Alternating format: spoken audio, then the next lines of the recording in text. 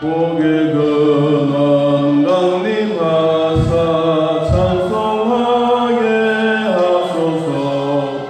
한량없이 자비하심 증량할 길 없도다. 천사들의 찬송가를 내게 가르치소서. 구속하신 그 사랑을 항상 찬송합니다.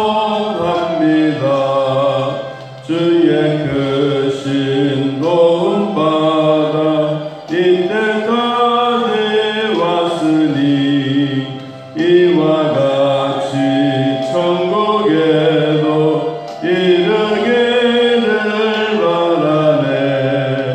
하나님의 품을 떠나 죄에 빠진 우리를 예수 구원하시려고 보혈을 흘려주셨네. 주의 귀한 은혜 받고 일생 빚진 자 되네.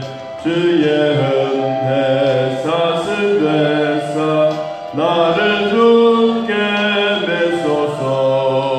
우리 마음은 연약하여 범죄하기 쉬우니 하나님이 받으시고 천국인을 지소서.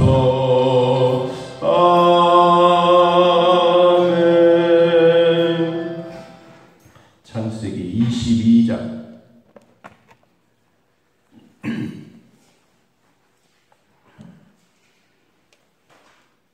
창세기 22장 1절 4절까지 우리 하나님 말씀 함께 있습니다. 그 일 후에 하나님이 아브라함을 시험하시려고 그를 부르시되 아브라함아 하시니 그가 이르되 내가 여기 있나이다. 여호와께서 이르시되 내 아들 내 사랑하는 독자 이삭을 데리고 모리아 땅으로 가서 내가 네게 일러준 한 산 거기서 그를 번제로 드리라. 아브라함이 아침에 일찍이 일어나 나귀 위에 안장을 지우고 두 종과 그의 아들 이삭을 데리고 번제에 쓸 나무를 쪼개어 가지고 떠나 하나님이 자기에게 일러주신 곳으로 가더니 제3일에 아브라함이 눈을 들어 그곳을 멀리 바라본지라. 아멘. 온 우주의 역사의 책이 시작되어서 한 개인적으로 이루어져 가는 과정들 가운데 아브라함이 자기 생활에 대한 부분들을 거의 다 마무리되어 가고 있는 그때 하나님이 이삭을 태어나게 하고 또 인간의 힘으로 할 수 없는 일들을 100세의 아들을 얻어 그에게는 참 기적 같은 일을 매일 꿈꾸고 살아가고 있습니다. 그런데 이제 시간이 조금 있대요. 말도 하고 걷기도 하고 아버지의 마음도 알고 나이가 조금 13세, 14세 정도 되어졌을 때 하나님은 아브라함을 불렀습니다.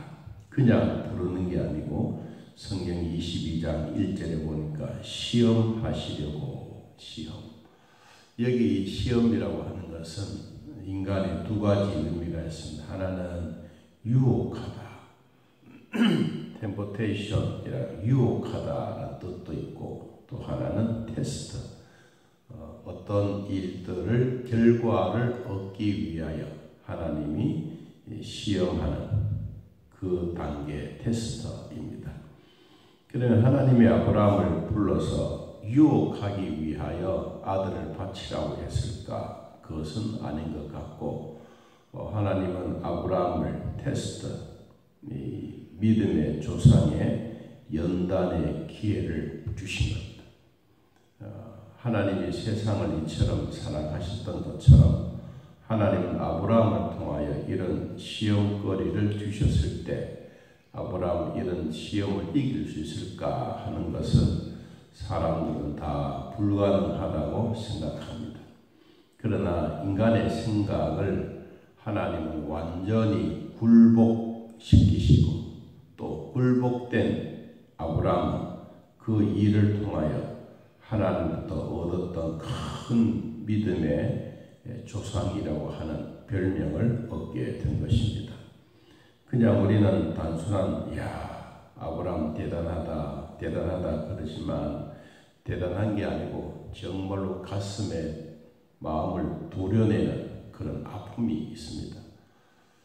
이런 아픔 없이 그냥 아들을 데리고 갔겠어요. 그것도 100세 때 낳은 아들인데 그것도 엘리에셀 늙은 종을 자기의 상속자로 삼으려고 하나님께 물어보았을 때 하나님은 아니다. 너의 몸의 씨에서 난 자가 상속자가 될 것이다. 그렇게 크게 위로도 받았는데 그 세월이 그렇게 긴 시간도 아닌데 다시 또 하나님은 이 아브라함을 불러서 테스트하고 믿음의 조상의 연단의 기회도 주고 했지만 아브라함이 노라고 하지 않고 예라고 대답합니다. 하나님이 아브라함을 불렀을 때 내가 여기 있습니다. 하나님이 부르실 때 반드시 부르심에 대한 목적이 있습니다. 그냥 우리 너하고 나하고 교제하다 대화하자 그 얘기가 아니고 하나님의 부르심에 대한 목적, 왜 하나님이 오늘 이 아브라함을 불렀을까 하는 내용은 2절에 있습니다. 하나님이 말했습니다. 내 아들 내 사랑하는 독자 이삭을 데리고 가라. 어디로? 모리아 땅으로. 뭐하러? 거기에 가서 번제로 드리라. 번제의 제물이 누구냐? 그다. 이 하나님으로부터 받았던 이 내용은 아마 잠이 오지 않습니다.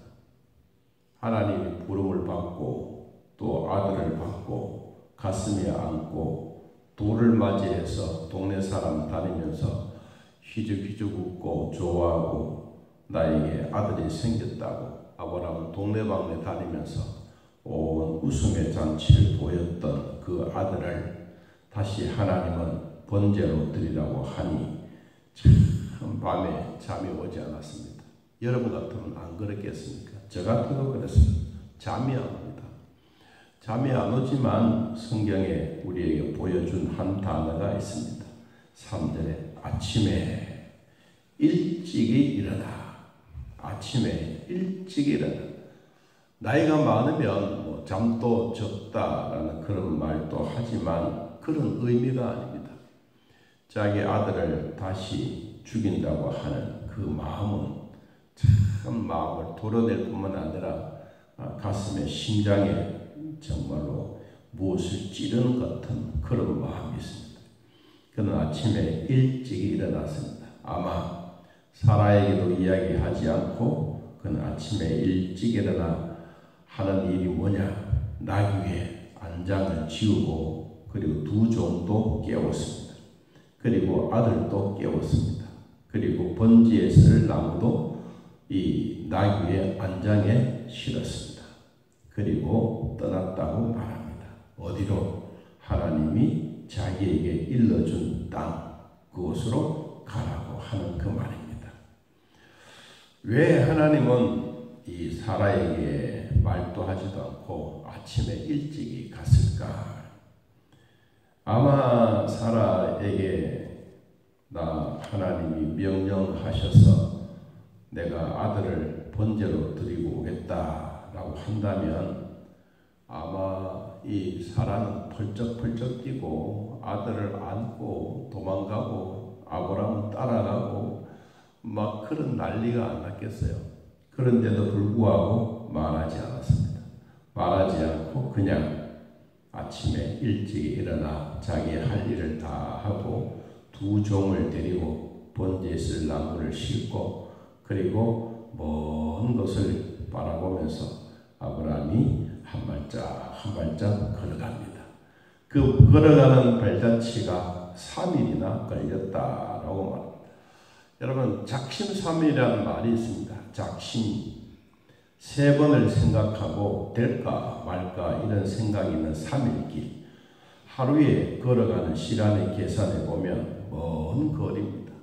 먼 거리를 가면서 이것저것 생각하고 아들을 보고 생각하고 종들 보고 생각하고 어떻게 해야 될까 여러 가지 머릿속에 복잡한 마음을 가지고 터벅터벅 걸어서 이제 산 어기까지 왔습니다. 5절, 이에 아브라함이 종들에게 말합니다. 너희는 나귀와 함께 여기서 기다리라. 내가 이삭 아들을 데리고 가서 예배하고 우리가 너희에게로 돌아오리라.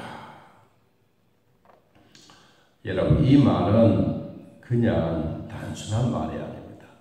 성경의 기자들은 여기에 대한 해답을 우리에게 주었는데, 여러분 히브리서 11장을 한번 찾아보면 왜 이런 이야기를 했을까? 번제로 드리면 죽이고 와야 되는데 이 죽이지 않고 돌아오겠다, 이 말은 참 우리에게 이해가 되지 않는 말인데 히브리서 기자는 우리에게 이렇게 말했습니다. 히브리서 11장 17절,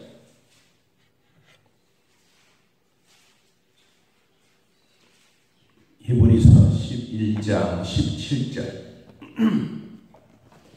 자, 읽어봅니다. 아브라함은 시험을 받을 때에 믿음으로 이삭을 드렸으니 그는 약속들을 받은 자로되 그 아들들을 드렸느니라. 그에게 이미 말씀하시기를 내 자손이라 칭할 자는 이삭으로 말미암으니라 하셨으니 그가 하나님이 능히 이삭을 죽은 자 가운데서 뭐한다고? 다시 살리실 줄로 생각한지라. 비유컨대 그를 죽은 자 가운데서 도로 받은 것이니라. 다시 살리실 줄로 생각한지라. 죽은 자 가운데서. 아브라함의 손에 자식을 죽였지만 하나님은 다시 살려주신다. 참, 이 히브리서 기자는 우리에게 주는 교훈이 많습니다. 아브라함도 그 말을 했습니다. 아이와 함께 저기 가서 예배하고 우리가 나하고 이삭이 다시 너희에게로 돌아오겠다. 하나님이 테스트했던 그 이야기가 아브라함의 말 한마디 한마디 속에 과정들로 이루어져 가고 있습니다. 여러분, 결과만 중요한 게 아니고 과정도 중요한 거예요. 가면서 어떤 말을 하면서 가느냐, 어떤 마음의 자세로 하나님 앞에 이삭을 드리면서 하나님의 마음을 조금이라도 건들리지 않고 하나님의 마음을 좀 기쁘게 하면서 갈까. 이 상기스럽게 서서 아이들, 종들에게 말합니다. 내가 아이와 같이 예배하고 오겠다. 여러분, 우리 단어에 그냥 번제로 드리고 오겠다 그 말이 아니에요. 아브라함이 예배하고 오겠다. 번제는 뭐예요? 번제는 죽이고 그리고 각을 떠고 내장을 꺼내고 다 그렇게 해야 돼요. 그런데 예배는 우리가 산 예배예요. 산 예배. 내 자식을 하나님 앞에 산 제사를 드리고 오겠다. 여러분, 그런 이야기를 했는데 이 히브리서 기자는 그 생각했다. 생각. 무슨 생각? 아들이 하나님이 내가 죽였지만 하나님이 살려서 내가 다시 돌아오겠다. 여러분, 말에는 참 창조의 능력이 있습니다. 이런 마음의 위기, 이런 마음의 힘든 일을 보고도 하나님이 가만히 있었겠습니까? 자, 올라가면서 이런 얘기를 합니다. 6절에 아브라함이 이에 번제 나무를 가져다가 그의 아들 이삭에게 지우고 자기는 불과 칼을 손에 들고 두 사람이 터벅터벅 걸어 올라갔더라. 중요한 내용이 번제 나무를 아들에게 지우고 오라. 아들에게 지우고. 그래서 아브라함도 십자가에 대한 내용이 소개될 때 이삭이 십자가를 지었다. 자기가 태워 죽어야 될 그 나무를 이삭이 짊어지고, 그리고 아브라함은 불과 칼을 손에 들고 두 사람이 산 위로 올라갔다. 7절, 이삭이 그 아버지 아브라함에게 말합니다. 아버지여, 내 아들아, 왜 내가 여기 있지 않느냐? 이삭이 말합니다. 불과 나무는 있는데 번제할 어린 양은 어디 있습니까? 여러분, 이 말도 그냥 된 말이 아니에요.